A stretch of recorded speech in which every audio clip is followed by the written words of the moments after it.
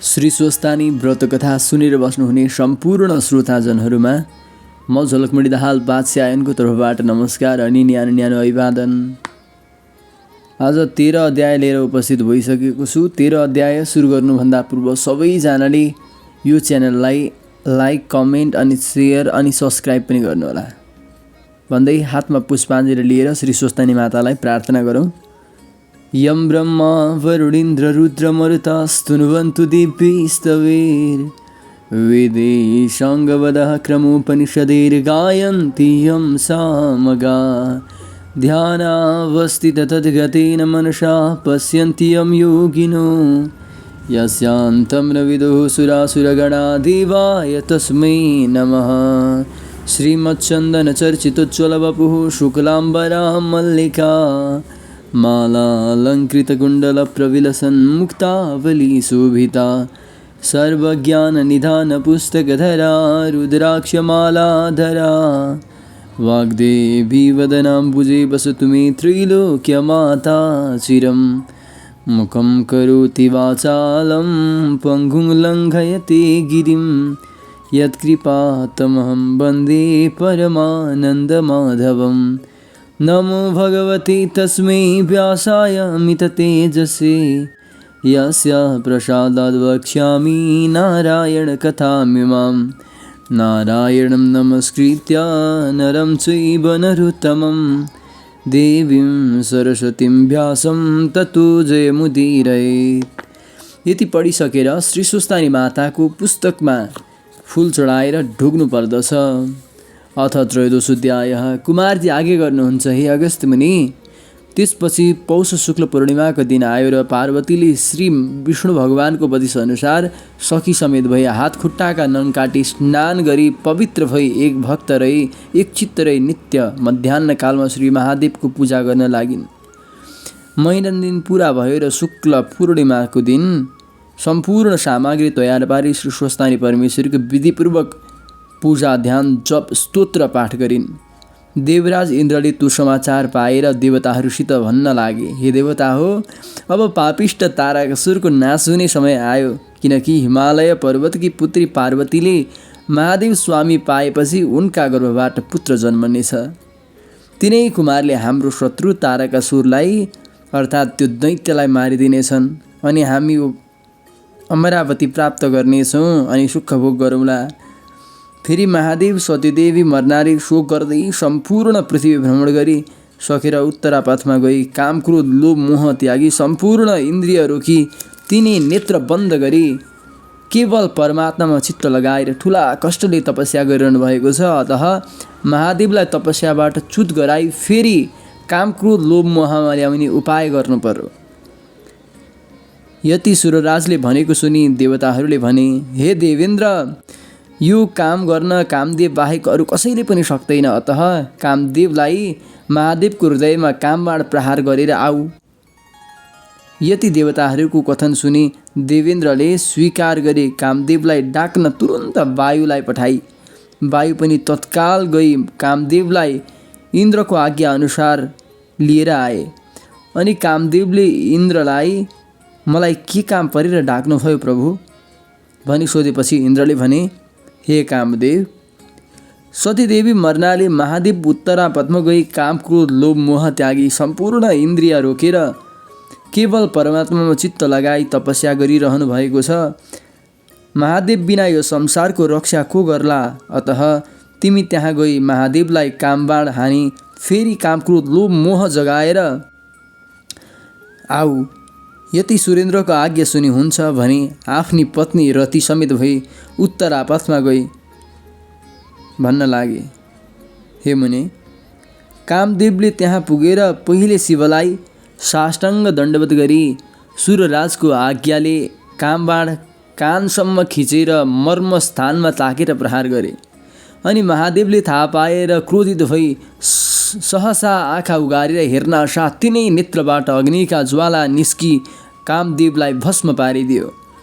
तब कामदेवकी स्त्री रतिले आफ्ना स्वामी भस्म भएको देखि अनेक प्रकारले शोक गर्दै शिवजीका पाउमा परिन् र बिन्ती गर्न लागिन्, हे प्रभु, यो अपराध मेरा स्वामीको होइन, देवराजको आज्ञाले हजुरको हृदयमा कामबाण प्रहार गरेको हो। हे जगदीश्वर, मदेखि प्रसन्न भई मेरो स्वामी वर दिनुहोस्। हे शम्भु, हजुर दुष्ट जनको संहार र साधुजनको रक्षा गर्ने यस्ता हजुरलाई कोटि कोटि नमस्कार छ। हजुरको स्तुति गर्न शेष नाग र सरस्वतीले पनि नसकेको म जस्ती अधमले कसरी सकौँला। हे भक्तवत्सल, मलाई विद्वान नतुल्याई बक्सोस्। मेरा स्वामी जीवनदान दिएर मलाई सन्तुष्ट पारी बक्सोस् प्रभु। रतिले यसरी स्तुति गरेको सुनि महादेवलाई दया लाग्यो र आज्ञा भयो, हे रति, यस जन्ममा अब तिमी स्वामी पाउन सक्दैनौ। द्वापर युगको अन्तमा विष्णु भगवानले अवतार लिनेछन्। तिम्रो स्वामी तिनै कृष्णका पुत्र प्रद्युम्न भएर जन्मन लिनेछन् अनि तिमी दुवैको भेट होला। अहिले दुःख नमानी घर जाऊ। महादेवले यति आज्ञा भएको सुनि रतिले जो आज्ञा भनी शिवलाई दण्डवत प्रणाम गरी घर फर्किन्। त्यसपछि महादेवले सतीदेवीलाई सम्झी कहाँ जन्म लिन गइन् भनी ध्यान दृष्टिले विचार गरेर हेर्दा हिमालय पर्वतकी पुत्री पार्वती भएर जन्मी श्री महादेव स्वामी पाऊँ भनी नाना तीर्थ व्रत जप तप आदि अनेक स्तोत्र पाठ गरेर विष्णुको उपदेशले श्री स्वस्थानी परमेश्वरीको व्रत गर्न लागेको थाहा पाएर अब तिनको चरित्र हेर्छु भनी देवेन्द्रको रूप धारण गरी हातमा वज्र लिएर ऐरावत हात्तीमा चढेर पार्वतीले व्रत गरेको स्थानमा पुग्नुभयो। महादेव कस्तो समयमा त्यहाँ पुग्नुभयो भने सम्पूर्ण व्रत गरिसकेपछि हातमा अर्घ लिएर, हे ईश्वरी, निरञ्जन निराकार रूप हजुरलाई कोटि कोटि नमस्कार छ। सम्पूर्ण व्रत पनि तिमी, सृष्टि स्थिति संहार गर्ने पनि तिमी, पञ्चमहाभूत र सत्व रजतम त्रिगुण पनि तिमी, यो समस्त ब्रह्माण्डमा आत्मस्वरूप भएकी र आदि शक्ति पनि तिमी, कालस्वरूप पनि तिमी, आदि मध्य अन्त्य पनि तिमी। यसरी अव्यक्त स्वरूप भएर तिम्रो गुणगान गर्न शेष र सरस्वतीले पनि नसकेको म जस्तीले कसरी सकौँला।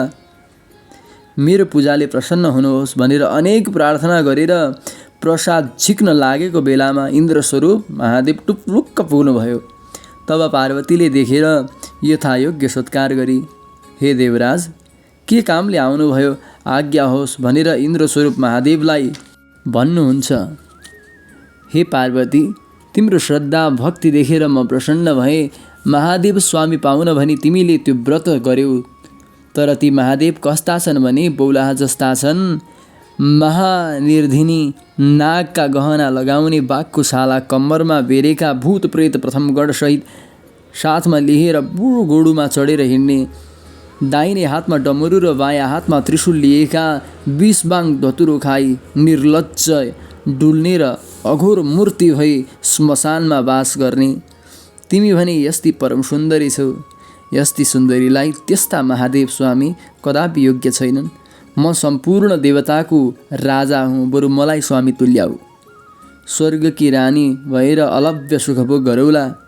यति इन्द्रस्वरूप महादेवले आज्ञा भएको सुनि पार्वती रिसाएर चुर भएर भन्न लागिन्, हे पापिष्ट इन्द्र, मैले यस्तो श्री स्वस्थानी परमेश्वरको व्रत गरेको स्थानमा आएर महादेवको निन्दा गर्यौ। म त्यो सहन सक्दिनँ। अब म तिमीलाई श्राप दिन्छु भनी श्राप दिन तयार भइन् र इन्द्रस्वरूप महादेव डराएर भन्न लाग्नुभयो, हे पार्वती, म इन्द्र होइन। तिम्रो चरित्र हेर्न इन्द्रको स्वरूप धारण गरेर आएको हुँ। धन्य तिम्रो भक्ति, तिम्रो तपस्याले म सन्तुष्ट भएँ भनी आफ्नो ज्योति स्वरूपको दर्शन दिनुभयो र पार्वतीले महादेवको दर्शन पाएर मनमा आनन्द मानी साष्टाङ्ग प्रणाम गरिन्। अनि हे जगदीश्वर, मैले अनेक व्रत दान यज्ञ जप तप गरेँ, तै पनि हजुरको दर्शन पाइनँ। आज वैकुण्ठनाथ विष्णुको उपदेशले गरेका श्री स्वस्थानी परमेश्वरीको व्रतको प्रभावले हजुरको दर्शन पाएँ। अब श्री स्वस्थानी परमेश्वरीको प्रसाद दिन कन्यादान भएको छैन, कसो गरौँ भनी विन्ती गरिन्। अनि महादेवले प्रसन्न भई पार्वती कन्यादान लिन हिमालय पर्वतका घर जानुभयो। हिमालय पर्वतले महादेव आउनु भएको देखि आफ्नी पुत्रीले महादेव स्वामी पाउन लागि भनी बडो हर्ष मानी आफ्नी श्री मेनकालाई भने, हे स्त्री, हामी धन्य रहेछौँ। पार्वती कन्यादान लिन स्वयं महादेव आउनु भएको छ। अब कन्यादानको सामग्री तयार पार भनी हराए अनि वशिष्ठ आदि ऋषि ज्योतिषीहरूलाई डाकी लग्न विचार गरेर अक्षय तृतीयाको दिन लग्न ठहराई सम्पूर्ण देवता ऋषि यक्ष गन्धर्व किन्नर दैत्यनाग अप्सरा उपस्थित भए यज्ञमा बसे। ब्रह्माजी यज्ञ गराउन लागे, अन्य ब्राह्मणहरू वेद पाठ गर्न लागे। एखे तुरजे त्वा वायुस देवो वह, अप्सराहरू नाचगान गर्न लागे। देवकन्या, यक्षकन्या, नागकन्या, दैत्यकन्या आदि नाना वस्त्र अलङ्कार पहिरी उभन्दा उराम्री बनी पार्वती कन्यादान दिएको हेर्न लागेका थिए। हिमालय पार्वतीकी पत्नी मेनकाले पनि पार्वतीलाई सुवर्ण लेपन गराई हीरा मोती मणि माणिक्य आदि रत्न जडेका गहना र वस्त्रहरू पहिराई सिङ्गारी राखेकी थिइन्। त्यस बखत पार्वती भन्दा राम्री तिनै लोकमा कोही पनि देखिएका थिएनन्। मङ्गल गीत गरी हातमा जौतिल कुश लिई हिमालयले पार्वतीको हात समातेर मेनकाले सुवर्णको कमण्डलुले जलको धारा दिई कन्यादानको सङ्कल्प पढ्दा हिमालयले सोधे, ओम तत्सत् तत्सत् तत्सत् विष्णु अद्यः विष्णुराज्ञया प्रवर्तमानः सकलः जगतः सृष्टिकारणः पूर्वोच्चारतः सङ्कल्प सिद्धिरस्तु। अब हजुरको गोत्र भन्नु पर्यो प्रभु, हजुरको गोत्र के हो? बिना गोत्रले गरेको काम अधुरो हुन्छ, शुभ कर्मको फल पनि प्राप्त हुँदैन भनी शास्त्रहरूको कथन छ। हिमालयको यस्तो वचन सुनि महादेवले केही पनि उत्तर दिन नसकी लाजमानी अधोमुख गरिरहनुभयो। हिमालयले पनि पार्वतीको हात समाती महादेवको मुखमा हेरिरहे। विष्णु प्रवृत्ति समस्त देवता यक्ष गन्धर्व किन्नर्व दैत्यनाग आदि कसैले पनि त्यो त्यस्तै हो भन्न सकेनन्। त्यसै मौकामा नारद मुनि सतीदेवीका हाडको यन्त्र बजाई शिवगीत गाउँदै हिमालय भएका ठाउँमा पुग्नुभयो। सबै कुरा सुनेपछि भन्न लाग्नुभयो, हे गिरिराज, जो सम्पूर्ण ब्रह्माण्डको सृष्टि स्थिति संहार गर्दछन्, जो अहिले एउटै छन् तापनि आफ्नो मायाले ब्रह्मा विष्णु महेश तीन रूपमा व्यक्त छन्। आदि पुरुष यिनै हुन्, यिनका माता पिता पनि छैनन्, जात पनि छैन, गोत्र पनि छैन, सर्वव्यापी पनि यिनै, 33 कोटी देवता पनि यिनै, फेरि 14 भुवनमा भएका समस्त जीवात्माका हृदयमा बसेका पाप पुण्यको साक्षी भइरहेका पनि यिनै, निरञ्जन निराकार पनि यिनै। यस्ता ईश्वरको महिमा वर्णन गर्न हजार जिब्रा भएका शेष नाग र सरस्वतीले पनि नसकेको म कसरी सकौँला? अतः शङ्का नमानी जगदीश्वर महादेवलाई पार्वती कन्यादान देऊ। नारद मुनिले यति भनेको सुनि सम्पूर्ण देवता यक्ष गन्धर्व किन्नर्व नाग आदिले नारद मुनिले सत्य भने भन्दै समर्थन गरे। अनि हिमालयले महादेवलाई पार्वती कन्यादान दिए। पार्वतीले पनि हातमा कमण्डलो लिएर प्रदक्षिणा गर्न लागिन्। माला एकले अर्कालाई पहिर्याउन लागे। मङ्गलम भगवान विष्णु मङ्गलम गरुडध्वज मङ्गलम पुण्डरीकाक्ष मङ्गलाय तनुहरि। अनि हिमालयले पनि आएका जति सबैलाई भोजन गराई तृप्त गराएर दक्षिणा दिए। त्यसपछि सबैले हिमालयसित भने, हे हिमालय, तिमी धन्य रहेछौ, तिमी चाहिँ भाग्यमानी 7 द्वीप नवखण्डमा पनि पाउन दुर्लभ छ। तिमीले संसारमा जन्म लिएको सफल भयो, किनभने जुन जगदीश्वर महादेवलाई कठोर तपस्याले पनि दर्शन पाउन सक्दैनन् उनलाई स्वयं तिमीले ज्वाइँ रूपमा पाएका छौ। हामी कृतार्थ भयौँ, तिमी धन्य रहेछौ। अब बिदा पाए आफ्ना आश्रममा जाने थियौँ। निमन्त्रणमा आएका सबैले यति भनेपछि हिमालयले आदरपूर्वक सबैलाई बिदा दिएर सबै आफ्ना आश्रममा जाँदा भए।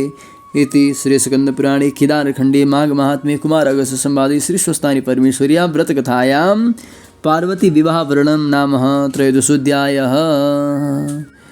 कैलासमा शिवजी छन्छनता, दर्शन दिन्छन् दिँदैनन् जाउँ जानता।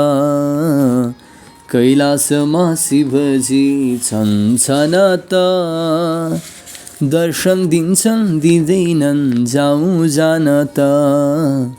सबैजनाले हातमा पुष्पाञ्जली लिनुपर्दछ। अन्तिम पुष्पाञ्जली उपनयतु मङ्गलं वः सकलजगन्मङ्गलालय श्रीमान् दिनकरकिरणनिबोधित नवनलिनदलनिवीक्षण कृष्णः काले वर्षतु वर्जन्या पृथिवी सस्यशालिनी देशोऽयं क्षोभरहितो ब्राह्मणाः सन्तु निर्भयाः अपुत्रा पुत्रिणः सन्तु पौत्रिणः निर्धना सदना सन्तु जीवन्तु शरदां शतम् तत्रैव गङ्गा यमुना च तत्र गोदावरी सिन्धु सरस्वती च तीर्थानि सर्वाणि वसन्ति तत्र यत्र अच्युतद्वारकथा प्रसङ्गः या कुन्दिन्तु दशारहारधवला या शुभ्रवस्त्राविता या वेणावरदण्डमण्डितकरा या श्वेतपद्मासना या ब्रह्माच्युतशङ्करप्रभृतिभिर्देवैः सदा वन्दिता सा मां पातु सरस्वती भगवती निशीसजाड्यापहां कायेन वाचा मनसिन्यर्वा बुद्ध्यात्मना वा प्रकृतिस्वभावात् करोमि यद्यत् सकलं परस्मै नारायणायति समर्पयेतत्। यति पढिसकेपछि सबैजनाले हातमा लिएको पुष्पाञ्जलीलाई श्री स्वस्थानी माताको पुस्तकमा चढाइ ढोग्नु पर्दछ। कथा सुनिसकेपछि सबैजनाले आफ्नो प्रतिक्रिया राख्नलाई नबिर्सिनुहोला। सबैले लाइक, कमेन्ट र सेयर अनि सब्सक्राइब अवश्यमेव गर्नुहोला भन्दै अर्को एपिसोडमा भेट्ने बाचाका साथमा अहिले म बिदा हुन्छु। हस्त नमस्कार।